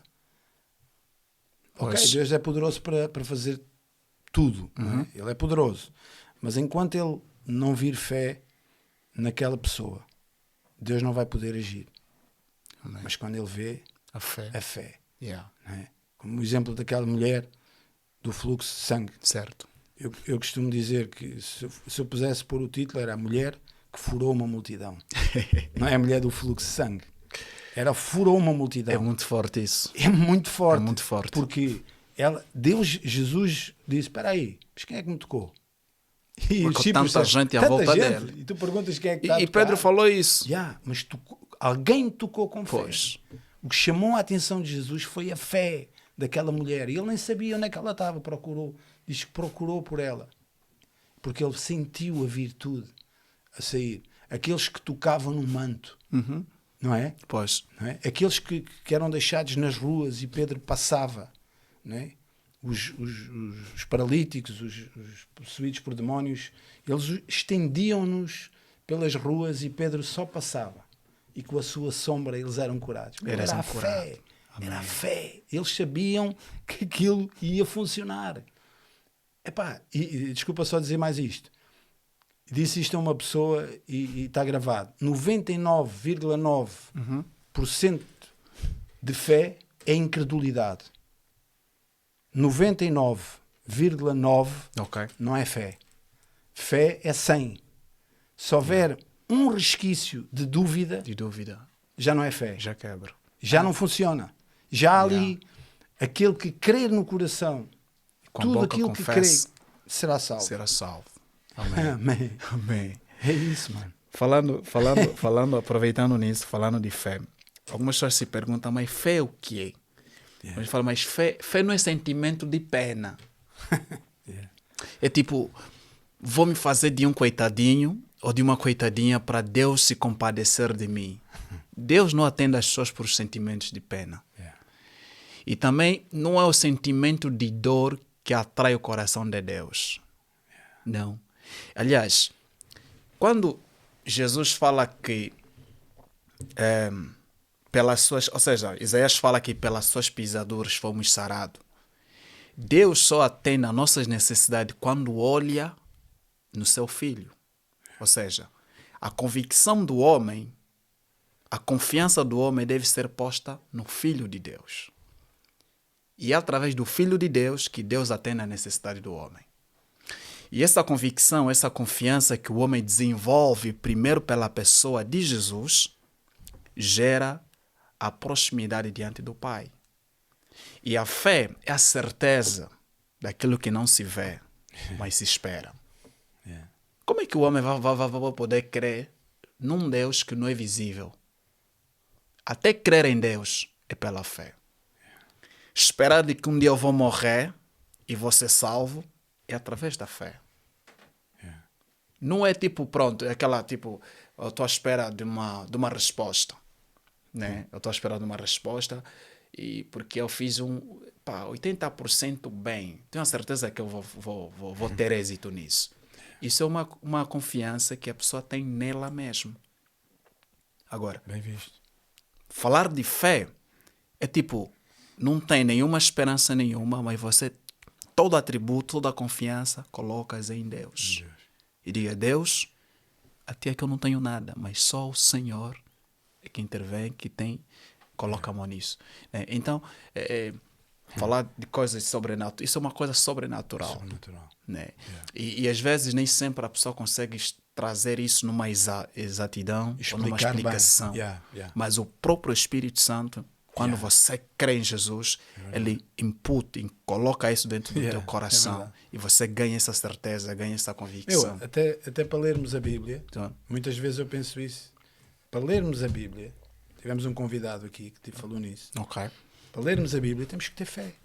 Porque se eu leio a minha Bíblia e tu lês a tua sem fé, sem acreditar num Deus invisível, isto é só letras pretas em papel branco, meu. Não passa disto. É um livro como muitos outros que andam por aí. Agora, quando nós lemos, como nós lemos, estamos aqui na sala e os que estão a ouvir, quando nós lemos este livro, com fé, mesmo muitas vezes sem ter explicação, mas espera aí, isto não faz sentido.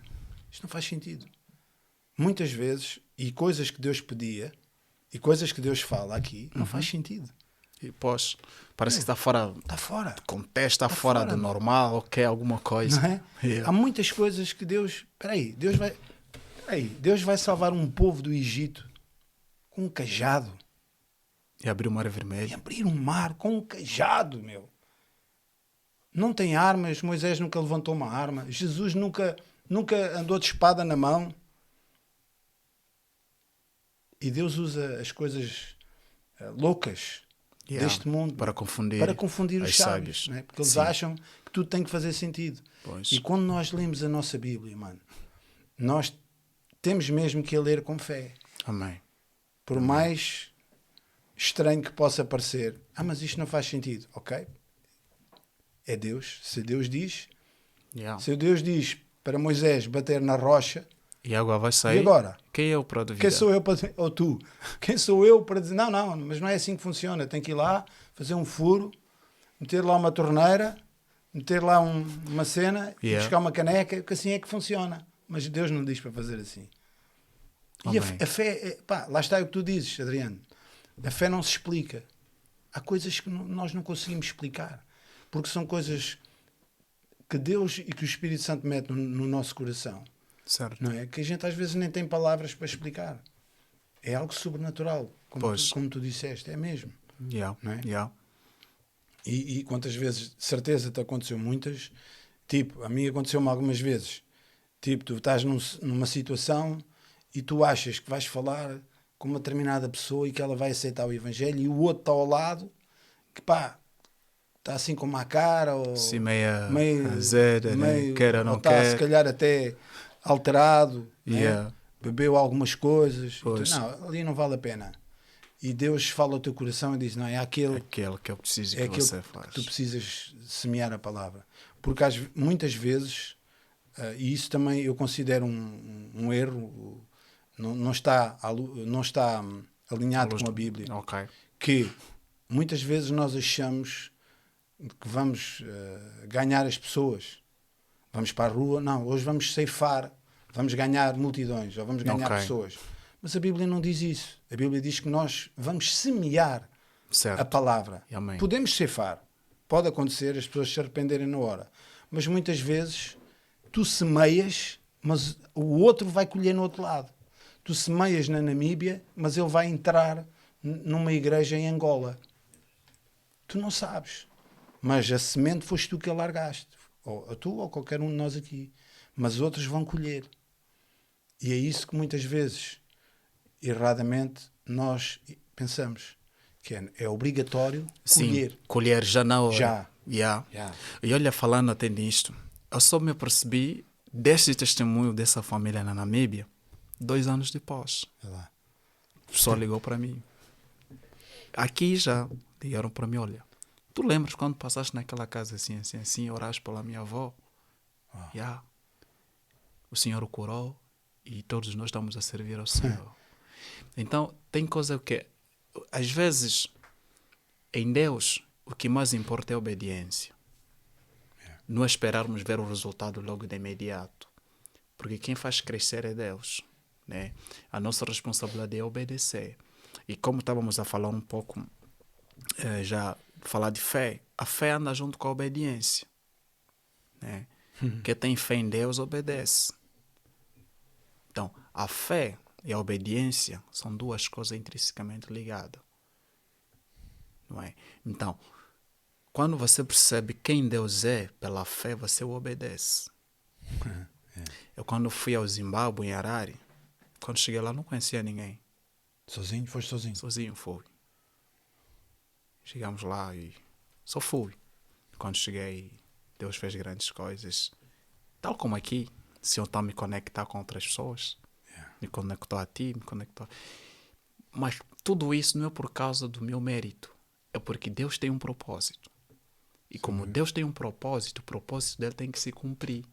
Então, ele junta peças que são fundamentais para que a vontade dele seja feita.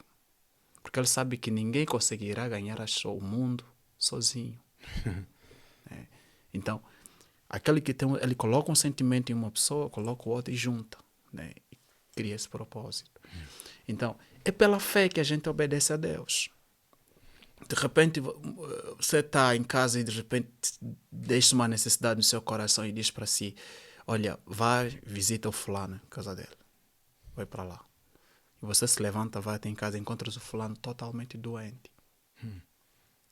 Você fala, então percebi porque que eu vim aqui. E quando você percebe, você sabe, o propósito que trouxe aqui é para que você lhe exponha o Evangelho, fale de Jesus, pregue a ele a fé, a cura, o Senhor vai lhe curar, vai lhe restaurar e o coração dele vai se abrir, ele vai ser salvo. Então, mas isso, para que essas coisas aconteçam, é preciso que nós tenhamos sensibilidade espiritual. E uma das coisas que a gente perde, está a perder esses últimos tempos, é ser sensível à voz do Espírito. Então, a sensibilidade espiritual é uma coisa que a gente tem que preservar. Né? Tem que guardar isso. Saber ouvir a voz de Deus. E ouvir a voz de Deus é muito importante. Muito importante. Porque quando nós estamos a ouvir a voz de Deus, tem certos momentos que Deus vai te dizer não. O não de Deus não significa dizer que é um prejuízo para ti. É um livramento para a tua vida, para um tempo futuro. Então, a gente tem que aprender a ouvir o não de Deus. E na Bíblia fala de vários homens que Deus lhes disse não. Né? Quando é que Deus fala não? Quando é que Deus fala sim? Então, essas 2 coisas, fé e obediência, andam juntamente, estão os 2 conjuntas. Mão dada, né? Exatamente. você serve a Deus pela fé e o obedece. E o Deus o honra. O Deus o protege. Né? Então, são essas coisas que realmente a gente precisa ganhar mais em Deus, cultivar mais com Deus. Mas isso só cresce, só se desenvolve através do nosso relacionamento constante com o Senhor. Né? Da nossa comunhão, do nosso devocional. É por isso que todo cristão não pode esperar simplesmente só orar quando está na igreja. Você tem que ter o teu devocional em casa. Todas as manhãs, mesmo apesar do frio, separa um tempo, uns 30 minutos, uns 20 minutos. Consagra a tua vida ao Senhor. Consagra o teu trabalho ao Senhor. Entrega o teu dia ao Senhor. E você vai ver que o teu dia vai ser totalmente diferente. Então, quando você ora 10, 30 minutos, cada dia você fazendo isso, outro dia vai dar mais vontade de você crescer. Vai crescendo. Né? Vai crescendo. Às vezes não pode esperar horários uma hora em um dia, não. Vai orando pouco a pouco. Pouco a pouco você vai crescer. E é tudo esforço, né? Tal como a gente tem que se esforçar para ir trabalhar. Levanta cedo. É um sacrifício. Buscar o Senhor também é um sacrifício. A carne não quer. A Bíblia. Está a olhar a Bíblia, às vezes temos a nossa Bíblia numa prateleira, está lá há muito tempo, nunca sequer abrimos durante a semana. Por quê? Porque o cansaço do trabalho, a fadiga, tudo isso toma conta de nós. Agora falaste nisso, lembrei-me de outra coisa. Uma vez ouvi Derek Prince falar. Okay. E faz todo sentido. Ele dizia que, por exemplo, se vais para o sofá e pegas na tua Bíblia, passado 10 minutos, começa a dar os olhos começam a pesar, não é? Yeah. Mas se calhar se meteres um jogo de futebol, não é? Um jogo de uma equipa que tu gostas, se calhar ficas ali, até te levantas e ficas ali a olhar para o ecrã, não é? E ele dizia que isso também tem uma razão espiritual. Okay. É espiritual. Okay. Ele diz que no momento, porque pegando no que Jesus disse sobre aquela parábola do semeador, quando a semente é deixada, vem logo quem? O diabo, para roubar a palavra do coração. E quando nós nos dirigimos para a Bíblia, ou quando nós vamos, eu costumo dizer, eu marco um encontro com Deus, tenho um encontro marcado com Deus, a determinada altura do dia, mas quando tu vais para esse momento com Deus ou vais para a tua Bíblia, há sempre qualquer coisa para nos tentar distrair, não é? Pois. Não sei se já de certeza sim. Isso acontece com todos muito, nós. Sim, e isso tem uma razão. É porque o diabo sabe. Okay. O diabo conhece a Bíblia até melhor do que nós. Yeah. Ele sabe que se estas palavras que estão em papel, mas se elas entrarem no nosso coração, elas vão mudar a nossa vida para sempre. Como tu disseste no início. Amém. Então, temos que nos esforçar. É isso que tu concordo contigo, mais uma vez te digo. Concordo. Temos que empregar esforço. Ok. Não é? Temos que empregar esforço nas coisas que mas aí já estás... Não, tu tens que empregar esforço. Para orar tens que empregar esforço. Pois. Tens que buscar a Deus, tens que empregar esforço. Queres jejuar, tens que empregar esforço. Certo. Tudo. Queres evangelizar, tens que sair, tens que pegar nas perninhas e caminhar. Yeah. Tem que haver um esforço da nossa parte. Mas há uma coisa que nós sabemos. Ok. E está escrito na palavra.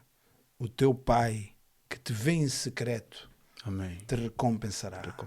Ele vê, mano. Uau. Ele vê tudo.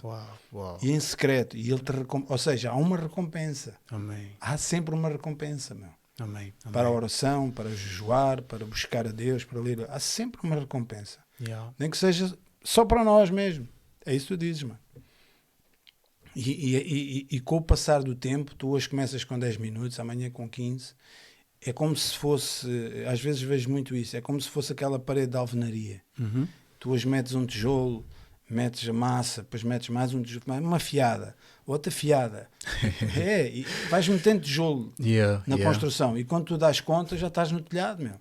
Já estás a fazer acabamento, já estás a meter quadros na parede. Viu? Ou seja, é tudo faseado, é tudo... Amém.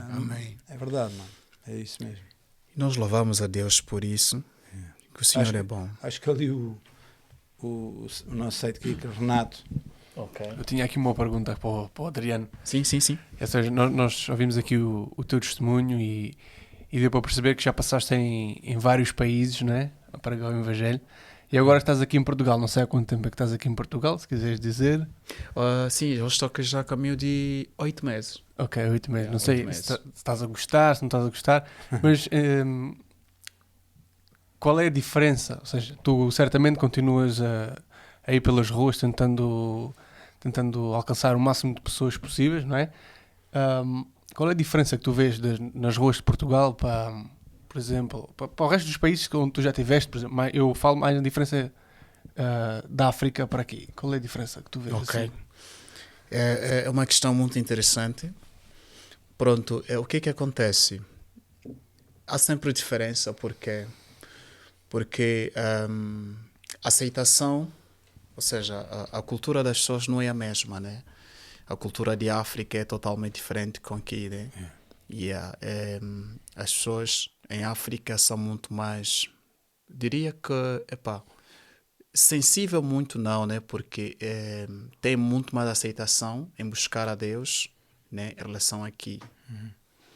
Há uma diferença porque aqui o pessoal aqui na Europa, eles já têm quase tudo pronto. Não tem muitos motivos para orar. Essa é boa, hein? Esta é Nós costumamos dizer que nós temos muitas distrações. Pois, Também. não tem muitos motivos para orar. Já em África é diferente. As pessoas têm que orar por um emprego. As pessoas têm que orar para a questão de saúde. Sem dúvida. A questão tem que orar, em África as pessoas têm que orar para conseguir comer alguma coisa. E aqui na Europa, o nível de secularismo é muito alto. As pessoas querem saúde, têm quase tudo, já têm quase pronto.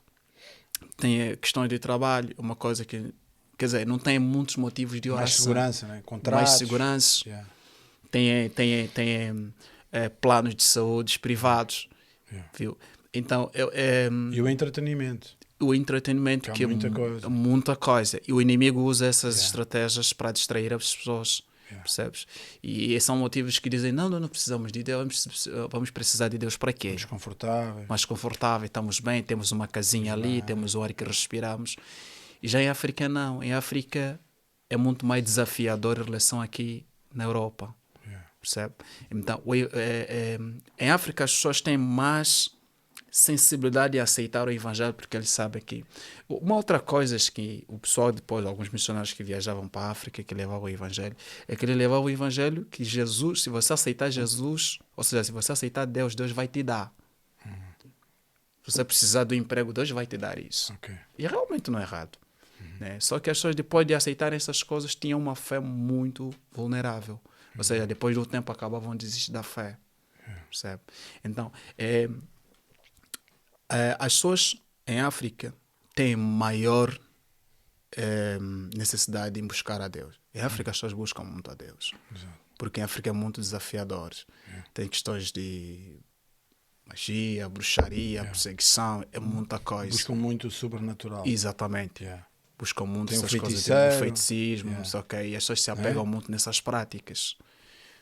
Aqui também tem, mas parece que é uma coisa muito modernizada. Aqui já não chamam feiticeiro, aqui já é... Magia branca? Não, dão-lhes outros nomes, né? Por exemplo, bruxo, já não há bruxo. Ok. Sei lá, tem outros nomes. Videntes. Ou ok. Tarólogo, ou sei lá. Há vários nomes, né? Mas se nós formos ver o nome mesmo, é bruxo. Olha, é como aquele exemplo que, por exemplo, antigamente havia nas bombas de gasolina pessoal a meter gasolina. Tu não tinhas que sair, né? E pagar, e depois tu é que abasteces. Antigamente havia uma pessoa que tu davas a chave, davas o dinheiro e ele abastecia, né? Mas no passado aquela pessoa era conhecida como o homem da bomba. O homem da bomba. Agora já não, agora é técnico de abastecimento de combustível. O nome mudou, mas a função continua a ser a mesma. A cena é mesmo. É um bocado como essa cena. Eu acho que o que acontece?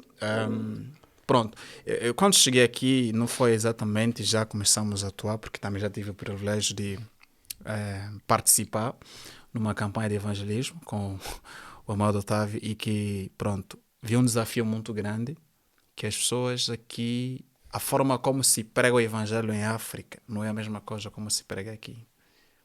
Porque você não vai pregar para alguém aqui que Deus vai te dar um emprego ou vai te dar alguma coisa. Não. Aqui você tem que pregar o evangelho e mostrar a real necessidade que ele precisa com Deus. Yeah. É tipo, porque aqui o nível de distração é muito alto. O nível de prostituição é muito alto. As pessoas consomem drogas como se fosse uma coisa normal. Tá igual. Né? Há aquelas ervas que chamam de... Aquela o quê? Aquelas ervas que é o... Há muitas ervas, né? Que as pessoas consomem aquilo, fazem aquilo como um tabaco. Cannabis. Pós-cannabis. Yeah. E usam aquele tabaco como se fosse algo normal. Yeah. Mas aquilo é droga. É droga. É droga. As pessoas usam aquilo como algo normal. Então você percebe que realmente que aquilo, as pessoas estão amarradas nessas correntes. Estão presas nessas correntes. Tá igual. E que só o evangelho é que tem o poder libertar. deles libertar. Yeah. Então você traz uma exposição bem diferente. Quer dizer que em África as pessoas têm muito mais facilidade em aceitar a Deus por causa do nível de problemas. Aqui tem problemas que é tipo questões de ansiedade, depressão, não sei o que, essa coisa toda. As doenças da mente. Doenças da mente. Cada vez se fala mais nisso, né? Yeah. Porque essa questão digamos assim, dos meios tecnológicos, tudo isso, não é? Também traz, na minha opinião, também traz um isolamento maior. As pessoas vivem mais isoladas. Muito mais isoladas. As pessoas já não falam umas com as outras. Né? Eu também já estive em África, como eu estava a dizer há pouco. Certo. Aliás, até vivi quase um ano, num país que se chama Togo, o pé Togo. de Gana. Ok, Yeah. yeah. E confirmo exatamente o que tu estavas a dizer. Em 20 ou 30 colegas que eu tinha, locais, 90% tinham malária. Viu? A família, os filhos, constantemente doentes. Pronto, é uma realidade totalmente diferente. Mas na nossa sociedade, que realmente o coração das pessoas é um pouco mais fechado, mais duro, Exato. São muito... pensam muito. São muito... Não, tem que fazer sentido, né? E, enquanto em África as pessoas tendem a acreditar mais facilmente. Corretamente. O coração é mais aberto, abre-se com mais facilidade para Deus e também depois se abre para outras coisas, né? Sobrenaturais. Tu sabes que também é verdade, né? Yeah. As maldições, aquelas cenas pronto. Ok. Mas hoje nestas sociedades ocidentais, não havendo se calhar tantos problemas de doenças, nem de seguros de saúde, mas as pessoas continuam a ter outros problemas muito sérios, que é o caso que tu falaste da depressão, os suicídios, certo. As pessoas suicidam-se. Por exemplo, uma das coisas que eu constatei lá no Togo, eu às vezes, vocês aqui não têm AVCs? Eles, AVC? Isso é o quê? Yeah. Problemas de coração, problema, stress. Stress, o que é isso? Stress. Eles não viam as coisas como... Porquê? Porque é o que tu dizes, aquela correria que nós vemos a acontecer. Eles vivem de uma outra maneira. Não é? Mas não quer dizer que na nossa sociedade aqui na Europa não existam problemas tão sérios quanto esses. Certo. Porque as pessoas... Lá está, as pessoas vivem praticamente a olhar para um telemóvel. O telemóvel é o melhor amigo da pessoa. O melhor amigo da pessoa. Não há hipótese. Dormem com o telemóvel, acordam com o telemóvel, almoçam. As pessoas estão a almoçar, estão com um garfo e estão os olhos a comer fixos no telemóvel. E olhar para o telemóvel, vão dentro do carro, vão no telemóvel. Então, isso também traz consequências. Nós achamos que não, mas traz. Mas pronto, até para isso, até para esse tipo de problemas, Jesus, é o que tu disseste, o nome de Jesus é mais do que suficiente. Amém. Para tudo isso, mano. Yeah. Mas é uma realidade. É verdade. Então o desafio aqui todo lugar tem desafios. Yeah. Todo lugar tem desafios. Mas aqui é um campo que realmente é muito desafiador. Pregar o Evangelho. É onde você percebe que realmente eu preciso do auxílio de Deus, né? Porque senão você também acaba a entrar no mesmo sonos que, apanhas o mesmo rumo, esquece da missão que te trouxe aqui. né? Isso é verdade. Então, é uma das orações que eu sempre faço todas as manhãs quando eu acordo. Senhor, não me faça perder o foco. Senhor, não me faça perder o foco. Então, isso é realmente pregar o evangelho é que é muito desafiador. A Europa em si, já alguns anos atrás, já foi um grande berço de grandes missionários no mundo. Um berço. Foi onde saíram muitos missionários que foram realmente levar o evangelho na África e ao resto do mundo. Tivemos o David Livingstone, que esteve muito tempo na Zâmbia, outros países de África. Reinhard Bonke foi para a África, foi só da Alemanha, foi para a África. Então, vários missionários que impactaram muito a África. E esses evangelhos que os homens que estavam aqui levaram para a África, Deus viu que agora a Europa está um caos, está seca. Então, aquela semente que eles levaram para a África, Deus fez a questão de preservar essa semente e trazer de volta e trazer em memória. Lembra-te onde você caiu. Então, realmente eu creio nisso que Deus está a trazer algumas pessoas de África para aqui, realmente porque Ele não esqueceu da Europa. Ele tem um propósito com a Europa. Né? Então, Deus está a trazer. Agora, cabe às pessoas que realmente vêm para aqui não perderem o foco, permanecerem firmes e focados naquilo que realmente o Senhor lhes trouxe aqui. Eu, particularmente, tenho uma missão aqui. Eu tenho uma missão. Então, eu não posso me distrair, né? Temos o nosso lado pessoal, que é a nossa organização pessoal, mas a missão do Senhor é a coisa mais importante. Sem dúvida. Mais importante. E assim, vamos levando o evangelho ao redor do mundo, né? Ainda vamos para a Irlanda. Vamos para os outros países da Europa, então, e nós queremos que o Senhor nos ajudará a cumprir essa grande comissão até que Ele regresse, até que um dia a gente parte. É verdade. Então Mas isso. Olha, eu tenho visto algumas coisas que não me surpreendem, porque Deus é Deus, né? Amém. Mas esse continente, esse velho continente... Desculpa, só não sei se conseguir responder a questão. Não sei se conseguir responder a questão, né? Não, eu percebi. Ok. Obrigado. Boa. Esse velho continente, tu dizes que está seco, está distante, não é? De Deus. De Deus e dos planos de Deus, mas já começa a ver há muita coisa a acontecer na Europa, sabes? Eu tenho visto aí um movimento do Espírito Santo. Eu vi um gathering, era uma manifestação, mas era um movimento massivo na República Checa. Não sei se era na República Checa ou na Alemanha. Países que, pronto, realmente são um pouco mais frios, e as pessoas nas ruas, a louvarem a Deus, a cantarem, mas multidões. Na Alemanha, por exemplo, campanhas evangelísticas em estádios cheios, barrotado, né? Mesmo até buscarem ao topo. Uau. E eu vejo nisso um despertar, e Deus vai certamente abanar e vai abalar este continente e todo o mundo. Amém. E Deus precisa de pessoas como tu, pessoas como os teus amigos que tu trouxeste. Amém. Não é? Pessoas e como nós aqui, todos nós temos um propósito, glórias a Deus. Temos um papel a desempenhar. Foi certo. Não podemos achar que cabe só aos outros, ou só aos pastores, ou não. Okay. Todos nós temos uma função, porque o sítio onde eu estou, tu não estás. Pois. Onde eu vou, tu não vais. Exatamente. E Deus não se vai usar de ti lá no meu trabalho, nem vai usar de mim no trabalho onde tu estás. Exatamente. Né? Então, não podemos dizer, isto não me toca a mim. Não. É para todos. É verdade. Glória a Deus por isso. Adriano. E Telly Osborne falava sobre isso. Quando uma vez ele foi ao Quênia, ele disse que ele tinha um pensamento na cabeça, ele dizia assim, onde ele vai, ele só tem a certeza que eu é que tenho que ganhar essa comunidade. Então ele tinha a responsabilidade de que tinha que ser ele a fazer aquilo, não esperava de outro. Então isso que acaba de dizer, só para complementar. Não sei se queres deixar algum wake up call às pessoas que nos estão a ver e a ouvir, como evangelista, missionário angolano em Portugal. Amém. Dirige-te a essas pessoas e deixa qualquer coisa no ar.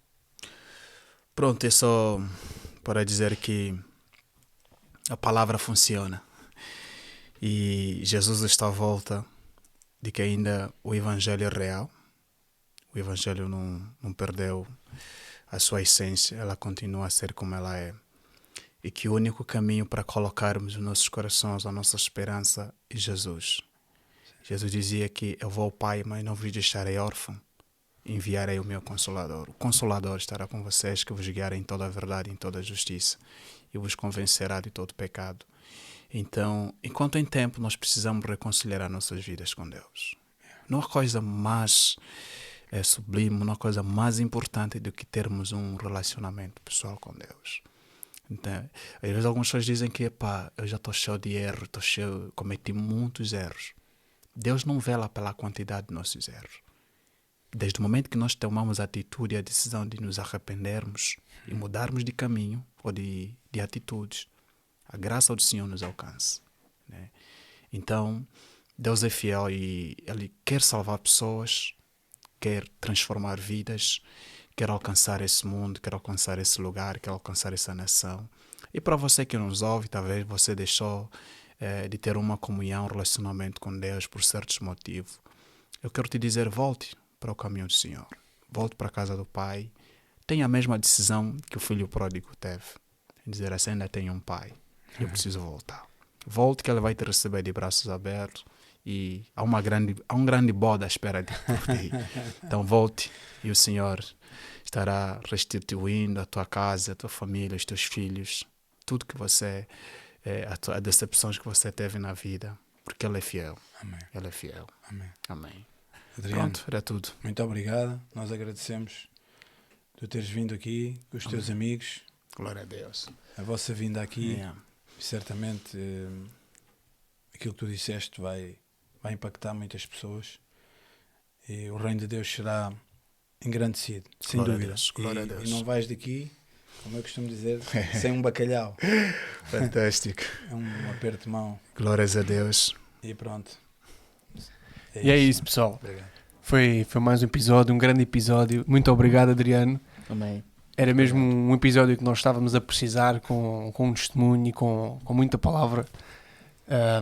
Pessoal, eu sei que às vezes eu repito-me um bocadinho e já disse isto outras vezes, mas isto é mesmo muito importante e eu acho que este episódio é o episódio certo para vocês partilharem com um amigo que vocês acham que esteja a precisar de ouvir, um familiar.